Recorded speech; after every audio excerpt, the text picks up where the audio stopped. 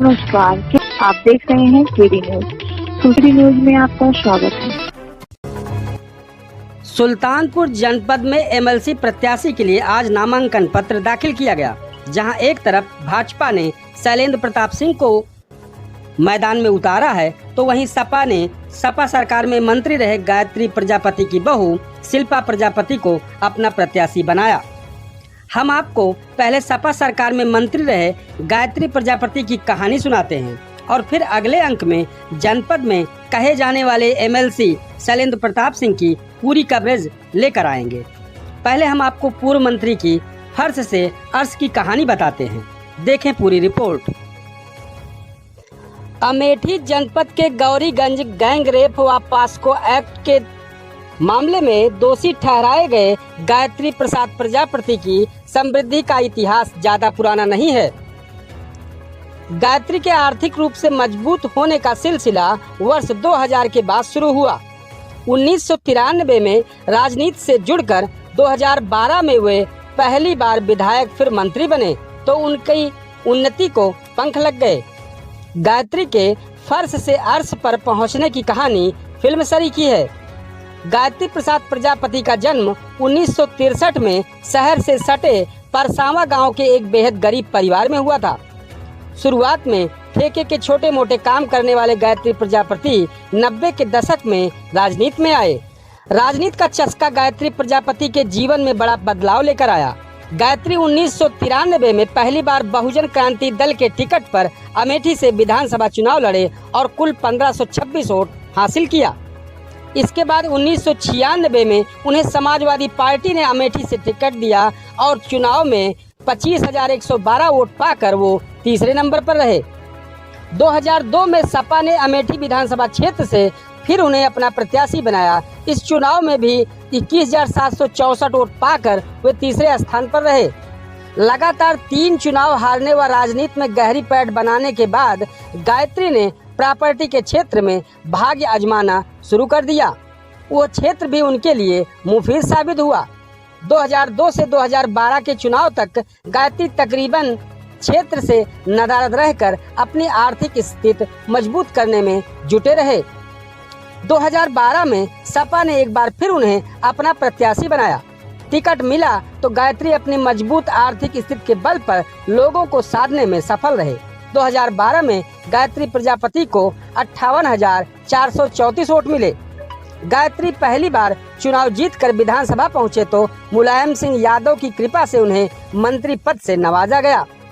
मंत्री के बनने के बाद न सिर्फ गायत्री का प्रभाव बढ़ा, बल्कि आर्थिक रूप से भी धन कुबेर की श्रेणी में शुमार होने लगे। विधायक व मंत्री बनने से पहले अमेठी व लखनऊ में आर्थिक गतिविधि संचालित करने वाले गायत्री मंत्री बन गए तो मुड़कर पीछे नहीं देखा। पहले सिंचाई व बाद में भूतत्व एवं खनिकर्म मंत्री बनने वाले गायत्री का आर्थिक साम्राज्य उनके मंत्री रहते रहते देश की राजधानी दिल्ली से लेकर आर्थिक राजधानी मुंबई तक फैल गया। आज स्थिति ये हो गई है कि लोग गायत्री के पास कुल कितनी संपत्ति है इसका सिर्फ अंदाजा लगा सकते हैं। लगातार लोगों की सहायता, गायत्री प्रसाद पर लक्ष्मी की कृपा बरसी तो अमेठी के लोगों को भी इसका लाभ मिला। गायत्री के विधायक व बाद में मंत्री बनने के बाद अमेठी का जो भी व्यक्ति अपनी परेशानी लेकर उनके पास गया वो खाली हाथ नहीं लौटा। बड़ी संख्या में लोगों के इलाज से लेकर शादी ब्याह तक और मुंडन संस्कार से लेकर अंतिम संस्कार तक के नाम पर गायत्री से बड़ी मदद हासिल की गई। भूतत्व एवं खनिज कर्म मंत्री बनने के बाद गायत्री की तूती बोलने लगी।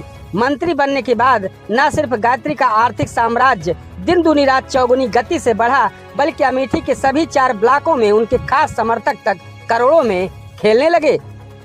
अब हम आपको गायत्री प्रसाद प्रजापति की बहू शिल्पा प्रजापति जो एमएलसी की दावेदार हैं उनके बारे में जानकारी देते हैं।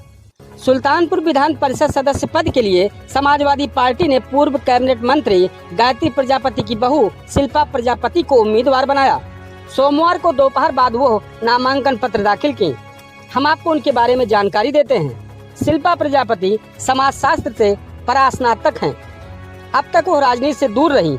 हाल ही में संपन्न हुए विधानसभा चुनाव में अमेठी सीट से सपा प्रत्याशी व सास महाराजी देवी के लिए शिल्पा ने चुनाव प्रचार की कमान संभाल ली। उनके पक्ष में मतदान करने के लिए महिलाओं को एकजुट करने में अहम भूमिका निभाई। शिल्पा के पति अनिल प्रजापति ने बताया कि पत्नी की चुनावी रणनीति से उनकी मां को जीत हासिल हुई है। प्रत्याशी बनाया है एमएलसी का, उनके लिए क्या कहेंगे?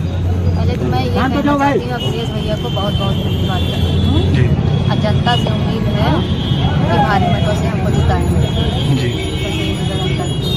क्या रणनीति है चुनाव के लिए आपकी, क्या रणनीति है? रणनीति बाद में बता देंगे। जिस तरीके से सपा के राष्ट्रीय अध्यक्ष ने आपके परिवार पे दोबारा एक बड़ा दांव खेला है, तो किस तरीके से, कितनी आश्वस्त हैं आप? बहुत खुश हैं, बस जीतेंगे जनता से। जी, भरोसा है तो हम लोग जीत के दिखाएंगे। जैसे अभी विधानसभा चुनाव के दौरान जो है उत्पीड़न की बात कही जा रही थी कि आपके ससुर जी का उत्पीड़न हुआ, और अब हम लोगों से जी की झोली में रहा करती थी एमएलसी की। निश्चित तौर से समाजवादी पार्टी की प्रत्याशी शिल्पा प्रजापति इस चुनाव को जीतेंगी। जैसे यहाँ पे समाजवादी पार्टी की जीत होती रही है, उसी तरह होती रहेगी।